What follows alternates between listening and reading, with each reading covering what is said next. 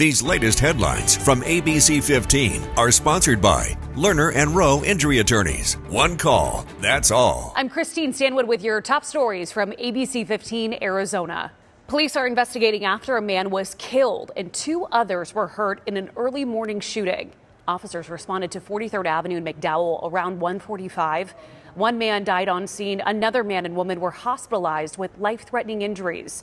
No word yet on what led up to the shooting or who's the suspect, but we will continue to follow this case. And in Santan Valley, detectives are investigating after a woman's body was found in a farm field. The Pinal County Sheriff's Office says a jogger found the body and called for help. They believe she was the victim of a homicide.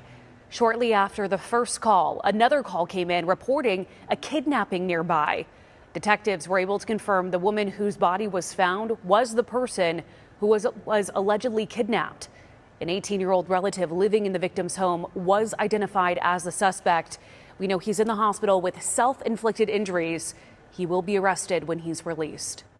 An update to a story ABC15 has been tracking for weeks. 3 people, including a 16-year-old, arrested in connection to the shooting at Arizona Mills Mall in Tempe last month.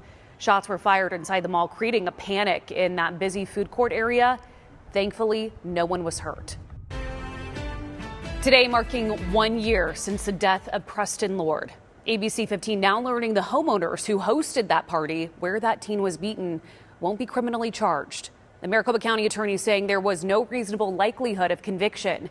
In the police report, the homeowner denied giving their children permission to put out an invitation on social media or provide alcohol to minors. That held up in the county's decision. ABC15 has learned the homeowners are still named in 2 civil suits.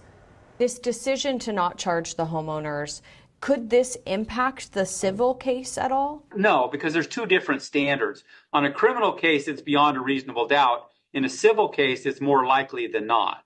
ABC15 stopping by the home and reaching out to the couple's attorney, but no one responded.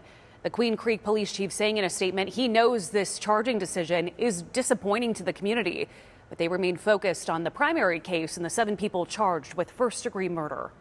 A school resource officer is on paid administrative leave after he was arrested on domestic violence charges. Buckeye police telling ABC15 Goodyear police arrested that officer Monday. The department says he worked at Verrado High School for more than a decade and is on paid administrative leave pending the results of multiple investigations. A different officer is now taking over SRO duties. A 19-year-old GCU student is in jail accused of starting a fire in a dorm on campus. This fire happened Sunday and caused minor damage, but Phoenix police say there was a lot of water damage from the sprinklers. They say evidence led them to believe the fire was set intentionally. Police say they've arrested Jacob Jarvis, and he's facing arson charges. In the final stretch before Election Day, more than 43 million ballots have already been cast across the U.S., many of them by mail. Right now, the FBI is investigating seemingly connected fires that destroyed hundreds of ballots in Oregon and Washington. National correspondent Liz Landers has the details. Well, we're just going to jump past the holidays and get to this countdown. It is the greatest show on grass. That's right. You can grab your spot now for the 2025 WM Phoenix Open. GA tickets start at $75. The 90th edition of the People's Open happening February 3rd through the 9th at TPC Scottsdale.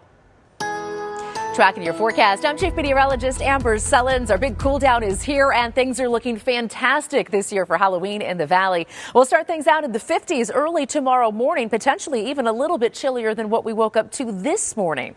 73 in the forecast for lunchtime tomorrow, 81 around 4 p.m. and back down into the 70s around trick-or-treating time here in the Valley. Now, we are tracking low pressure moving in. This is going to bring some big changes for the weekend, but the trajectory on this has changed quite a bit over the last 24 hours. If you watched us yesterday, model runs had this low sinking all the way down toward the Baja Peninsula and pulling moisture up into Arizona. Now it's cutting through the Great Basin and not digging as far south. We still have chances for rain and snow out of this, but it doesn't look like we'll see as much valley rain in the valley as we could have if that storm had come a little bit farther south. But we still have about a 40% chance for rain in the Sunday forecast and still a big drop in temperatures. We'll go from 82 Saturday down to 71 on Sunday.